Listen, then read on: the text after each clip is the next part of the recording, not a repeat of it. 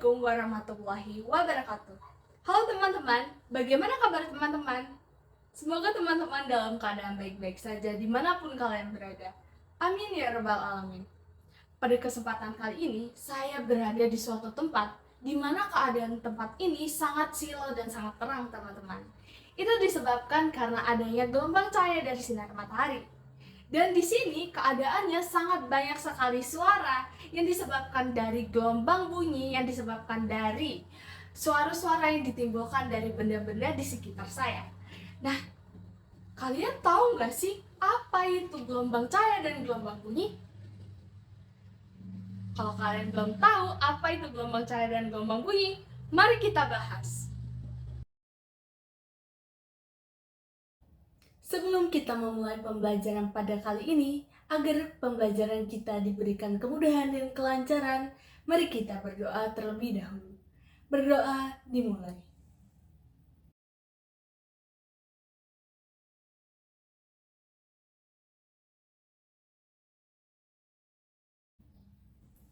Amin ya rabbal alamin. Berdoa selesai. Pada kesempatan kali ini kita akan mempelajari tentang gelombang cahaya dan gelombang bunyi bersama saya Fairuza Shishifa. Yang pertama adalah gelombang cahaya.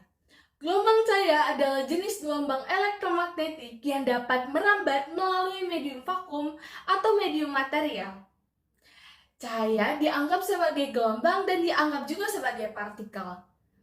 Suatu benda yang dapat memancarkan cahaya disebut sebagai sumber cahaya. Berdasarkan sumbernya, terdapat dua jenis cahaya, yaitu yang pertama adalah cahaya yang berasal dari benda itu tersebut. Contohnya seperti matahari, lampu, lilin, dan lain-lain. Lalu yang kedua adalah cahaya yang memancar dari benda akibat pantulan cahaya dari sumber cahaya. Contohnya seperti air yang terkena pantulan sinar matahari. Gelombang cahaya memiliki sifat, yaitu yang pertama dapat mengalami pemantulan atau refleksi. Yang kedua dapat mengalami pembiasan atau refraksi. Ketiga dapat mengalami pelenturan atau difraksi. Lalu selanjutnya dapat dijumlahkan atau interferensi. Lalu dapat diuraikan atau dispersi. Lalu dapat diserap arah geraknya atau polarisasi. Lalu yang terakhir adalah bersifat sebagai gelombang dan partikel. Berikut adalah rumus dari gelombang cahaya. Jika ingin mencari kecepatan gelombang cahaya, bisa menggunakan rumus lambda dikalikan frekuensi atau lambda per periode. Jika ingin mencari frekuensi, bisa menggunakan rumus 1 per periode. Lalu untuk mencari energi foton, bisa menggunakan rumus konstanta Planck dikalikan oleh frekuensi atau konstanta Planck dikalikan laju cahaya per lambda. Berikut adalah rumus untuk gelombang bunyi. Jika ingin mencari cepat rambat suatu gelombang bunyi, bisa menggunakan rumus V sama dengan lambda dikalikan frekuensi atau V sama dengan lambda per periode. Untuk rumus efek Doppler, bisa menggunakan rumus Fp sama dengan VU plus minus VP per VU plus minus Vs dikalikan Fs. Untuk rumus interferensi memiliki dua, yaitu delta S sama dengan N dikalikan lambda, lalu yang kedua adalah delta S sama dengan N plus 0,5 dikalikan lambda. Lalu untuk frekuensi layangan memiliki rumus FL sama dengan mutlak F1 dikurang F2. Setelah membahas gelombang cahaya, mari kita lanjutkan membahas gelombang bunyi. Gelombang bunyi adalah suatu bentuk gelombang mekanik yang merambat melalui medium yang artinya tidak memerlukan media untuk merambat. Medium perambatan bunyi ini dapat berupa zat padat ataupun zat cair seperti udara dan air. Gelombang bunyi tidak dapat merambat di dalam ruangan hampa udara, dikarenakan kecepatan perambatan gelombang bunyi di dalam zat padat lebih cepat dibandingkan di dalam gas ataupun udara. Salah satu penerapan gelombang bunyi yaitu adalah sonar. Sonar adalah alat pendeteksi keberadaan suatu yang bergerak, lalu ada fotometer yang digunakan untuk mengukur kedalaman laut, dan masih banyak lagi. Gelombang bunyi memiliki sifat, yaitu yang pertama adalah dapat mengalami pemantulan atau refleksi, yang kedua dapat mengalami pembiasan yaitu refraksi, yang ketiga dapat mengalami pelenturan atau difraksi, lalu ada efek Doppler. Efek Doppler adalah perubahan frekuensi atau panjang gelombang, sumber gelombang yang diterima pengamat karena adanya gerak relatif di antara keduanya. Lalu sifat gelombang bunyi yang berikutnya adalah interferensi, atau perpaduan ini terjadi apabila ada dua bunyi yang saling padu. Kalau keduanya memiliki frekuensi yang sama, maka bunyi yang dihasilkan akan semakin kuat. Namun jika salah satu bunyi tersebut frekuensinya lebih rendah, maka bunyi yang akan terdengar hanya satu, yaitu yang lebih nyaring atau frekuensinya lebih tinggi. Lalu sifat yang berikutnya adalah pelayangan gelombang. Adalah interferensi dua bunyi beramplitudo sama namun berbeda frekuensi sedikit. Pelayangan bunyi konstruktif membentuk interferensi destruktif yang disebut layangan. Satu layangan didefinisikan sebagai gejala dua bunyi keras atau lemah yang terjadi secara berurutan. Nah, seperti itu materi tentang gelombang cahaya dan gelombang bunyi. Agar kita lebih mengerti lagi tentang materi tersebut, mari kita melakukan latihan soal. Baik teman-teman, kita akan mempelajari soal yang pertama. Sinar sejajar datang pada sebuah cermin cekung sferis, dipantulkan tidak semua tepat menuju ke satu titik fokus pada sumbu utama, melainkan agak menyebar pada arah sejajar sumbu utama cermin cekung. Cacat tersebut disebabkan oleh bentuk permukaan cermin yang disebut aberasi sferis. Karena berdasarkan ciri-ciri yang disebutkan di dalam soal itu menuju ke aberasi sferis. Baik teman-teman, kita lanjut ke soal berikutnya. Untuk soal kedua, kereta A dengan kelajuan 20 meter per sekon dan kereta B dengan kelajuan 60 meter per sekon bergerak saling mendekat. Cepat lambat bunyi di udara adalah 340 meter per sekon. Jika masinis kereta A membunyikan peluit dengan frekuensi 1500 Hz, berapa frekuensi peluit yang didengar oleh masinis kereta B? Kalian bisa lihat diketahuinya. Yang ditanyakan adalah FP. Cara penyelesaiannya adalah FP sama dengan V plus VP per V min VS dikalikan oleh FS. Jadi 340 plus 60 per 340 dikurang 20 terus dikalikan oleh 1500. Hasilnya 400 per 320 dikali 1500, hasilnya adalah 1875 Hz. Jadi frekuensi peluit yang didengar oleh masinis kereta B sebesar 1875 Hz. Oke, kita next ke pertanyaan selanjutnya. Baik, soal ketiga, cahaya monokromatik yang jatuh pada dua celah yang terpisah sejauh 0,06 mm menghasilkan pita terang keempat pada sudut 8 derajat.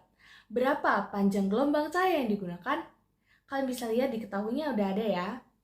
Lalu ditanyakan adalah lambdanya berapa? Penyelesaiannya, D sin peta sama dengan N lambda. 0,06 dikalikan 10 pangkat min 3 sin peta derajat sama dengan 4 lambda. 0,06 dikalikan 10 pangkat min 3 sin peta derajat diubah menjadi 0,14 sama dengan 4 lambda. Jadi 0,4 dikalikan 10 pangkat min 6 per 4 sama dengan lambda. Hasilnya 2,1 dikalikan 10 pangkat min 6 M sama dengan lambda. Jadi panjang gelombang cahaya yang digunakan yaitu 2,1 dikali 10 pangkat min 6 M. Soal keempat, diketahui gelombang dengan panjang gelombang 0,75 meter bergerak dengan kecepatan 150 meter per sekon. Berapakah frekuensinya? Diketahui lambdanya adalah 0,75 M. Untuk kecepatannya 150 meter per sekon. Yang ditanyakan adalah berapakah frekuensinya? Penyelesaiannya, V sama dengan lambda dikalikan frekuensi. Nah, karena yang dicari adalah frekuensinya, jadi dibalik kecepatan per lambda, yaitu 150 per 0,75 hasilnya jadi 200 Hz. Jadi frekuensinya adalah 200 Hz. Soal kelima. Tentukanlah frekuensi dari sebuah gelombang bunyi jika panjang gelombangnya adalah 20 meter dan cepat rambat bunyinya adalah 400 meter per sekon. Nah, diketahuinya adalah kecepatannya adalah 400 meter per sekon dan lambdanya adalah 20 M. Ditanyakan adalah frekuensinya. Jadi jawabannya adalah V sama dengan lambda dikalikan frekuensi. Tapi karena frekuensinya yang dicari jadi dibalik. Kecepatan per lambda sama dengan 400 meter per sekon dibagi 20 meter. Hasilnya adalah 20 Hz. Kita lanjut ke soal nomor 6. Diketahui suatu gelombang dengan panjang gelombang 0,75 M merambat dengan kecepatan 150 meter per sekon. Berapakah frekuensinya? Di dalam soal itu kita mengetahui bahwa lambdanya adalah 0,75 M dan kecepatannya adalah 150 meter per sekon. Yang ditanyakan adalah berapakah frekuensinya. Untuk mencari frekuensinya bisa menggunakan rumus kecepatan sama dengan lambda dikalikan frekuensi. Tapi karena yang kita cari adalah frekuensinya, maka menggunakan rumus frekuensi sama dengan kecepatan per lambda, yaitu 150 per 0,75 sama dengan 200 Hz. Jadi frekuensi dari gelombang tersebut adalah 200 Hz. Setelah soal nomor 6, kita lanjut ke nomor 7. Gelombang bunyi di udara berfrekuensi 1020 Hz. Kecepatan bunyi di udara sebesar 340 meter per sekon. Maka panjang gelombang yang dimiliki gelombang tersebut adalah, dari soal itu kita mengetahui bahwa kecepatannya adalah 340 meter per sekon dan frekuensinya adalah 1020 Hz. Yang ditanyakan adalah berapakah lambdanya. Untuk mencari lambda, kita bisa menggunakan rumus V per frekuensi atau kecepatan per frekuensi, yaitu 340 meter per sekon per 1020 Hz, yaitu 0,33 M. Jadi panjang gelombangnya adalah 0,33 M. Kita lanjut ke soal nomor 8. Terdapat sinar dengan panjang gelombang 6600 amplitudo. Dengan kecepatan cahayanya adalah 3 dikali 108 meter per sekon. Dengan ketetapan Planck-nya 6,6 dikali 10 min 34 J/s. Maka, berapakah energi yang terdapat pada sinar tersebut? Diketahui dari soal tersebut, lambdanya adalah 6600 amplitudo. C-nya adalah 3 dikali 108 meter per sekon. H-nya adalah 6,6 dikali 10 min 34 J/s. Untuk mencari energinya bisa menggunakan rumus H dikali C per lambda. Jadi 6,6 dikali 10 min 34 dikalikan dengan 3 dikali 108 per 6600 dikali 10 min 19. Hasilnya adalah 3 dikali 10 min 19 Joule. Soal ke-9. Sebuah petir terdengar 4 second setelah kilat terlihat di langit. Berapakah jarak petir tersebut dari kita jika kecepatan bunyi di udara 330 meter per sekon? Diketahui periodenya adalah 4 second dan kecepatannya adalah 330 meter per sekon. Yang ditanyakan adalah berapakah S-nya. Untuk mencari S bisa menggunakan rumus V dikalikan oleh T.